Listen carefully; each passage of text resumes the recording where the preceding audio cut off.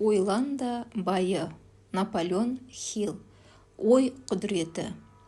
Жеңіске жетудің бірінші және маңызды қағидасы тамыры терең идеяңыздың болуы. Не туралы ой ойлайсыз, сол ойыңыз іс жүзінде орындалады. Жеңіске жетуді қаласаңыз, жеңіс тұғырында тұрғаныңызды ойлаңыз, елестетіңіз. Жеңілемін деп санаңызға у шашсаңыз, жеңілістің көкесімен уланасыз. Сәтсіздіктің себебі алғашқы сәтсіздіктен соң әрі қарай әрекет етуді тоқтату, талпынбау. Әрекеттен бас тартпас бұрын қолыңыздан келгеннің бәрін жасағаныңызға көз жеткізуіңіз керек. Неге қол жеткізгіңіз келетінін нақтылаңыз. Өзіңізге сеніңіз. Табанды екеніңізді өзіңіздің иландырыңыз.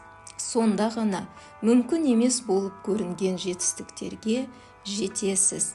Қалайтын және көз алдыңызға елестететінің барлығы қол жетімді. Қалауыңыз әрекетке айналғанда. Идеяны байлыққа айландырудың 4 кезеңі бар. Бұл қағидаларда тек байлықтың мәнісі түсіндірілмейді. Сондай-ақ олардың көмегімен кез келген мақсатқа қол жетудің мүмкін екендігі тұжырымдалады. Бірінші кезең. Өзіңіз иеленгіңіз келетін ақшаның нақты көлемін анықтаңыз. Уақыт мерзімін белгілеңіз және жазбаша түрде өз қалауыңызды, ниетіңізді, мақсатыңызды жариялаңыз, жазыңыз. Екінші кезең. Жекеленген жерде өзіңіз қалыңыз. Көзіңізді жұмып, өз мақсаттарыңыз туралы өзіңізге мәлімдеңіз, бөлісіңіз. Бұл бағдарламаны таңертең және кешке қайталаңыз. Үшінші кезең. Өзіңіз қалайтын байлыққа қол жеткізу үшін не бере аласыз, не істей аласыз, соны ойланыңыз және шын жауап беріңіз. Төртінші кезең.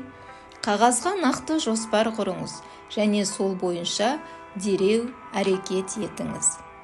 Мақсат ниеттеріңіз жазылған парақты көрінетін жерге қойыңыз.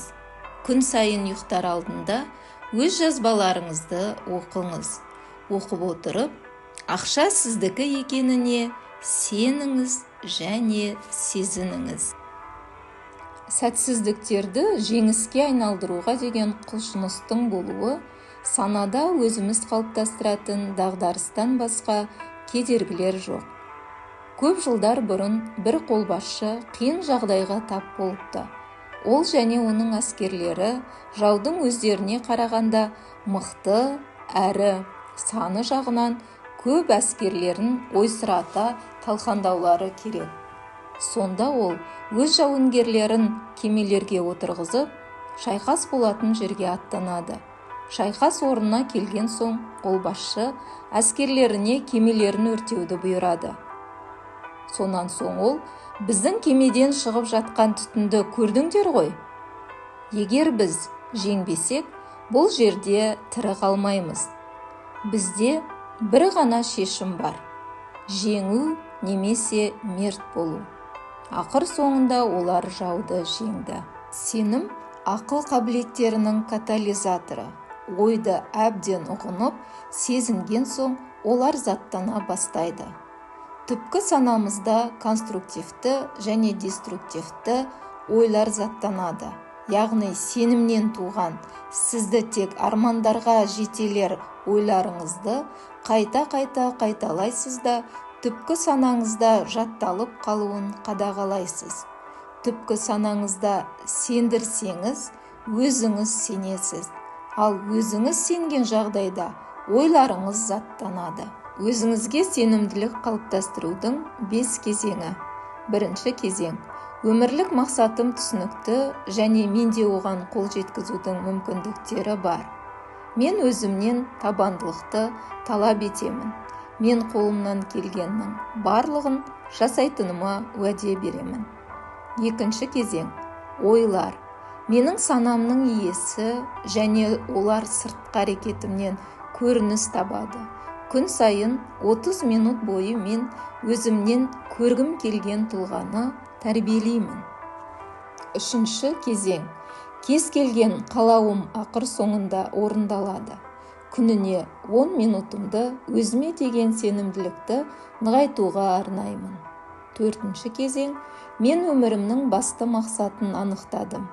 Өз-өзіме деген сенімділікті түбегейлі қалыптастырмайынша, мен талпыныстарымды ешқашан елеусіз қалдырмаймын. Бесінші кезең. Адамның байлыққа қол жеткізуі және сол жолда беделінің артуы адалдыққа құрылатын нәрселер.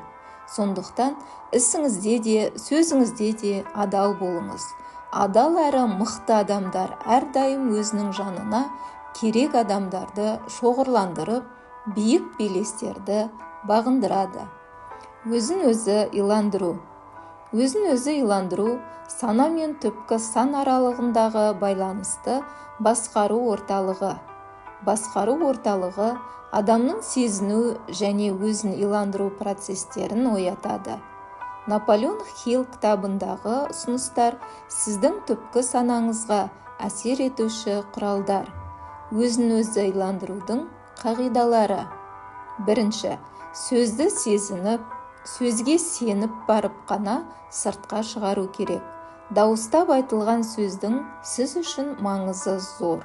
Екінші, қайталау және тағы да қайталау. Үшінші, тұрақтылық, табандылық және тырысу. Өзін-өзі иландыру барысында адамның ми қыртысының астында неше түрлі сан алуан ойлар кіріп шығады. Кей ойлар өзін-өзі иландыру процесіне кері әсер етеді. Жеке тұлғаның өз ойларын басқара білуі үлкен еңбекті қажет етеді. Адам өзінің түпкі санасына қажет ойларын өз қалауынша себеді, артық ойларын сыпырып тастайды. Білім. Адам өзіне қажет білімді өзі табады.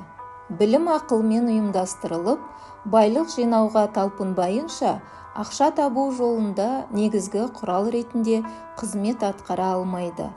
Білімді нақты мақсаттар арқылы нәтижеге бағыттасақ қана әрекет етуші күшке айландыра аламыз. Білім алудың мәнісі адамның мүмкіндіктері мен қабілеттерін дамытудан тұрады. Табысқа жету үшін таңдаған салаңызда өзіңізді арнайы біліммен жетілдіруіңіз керек.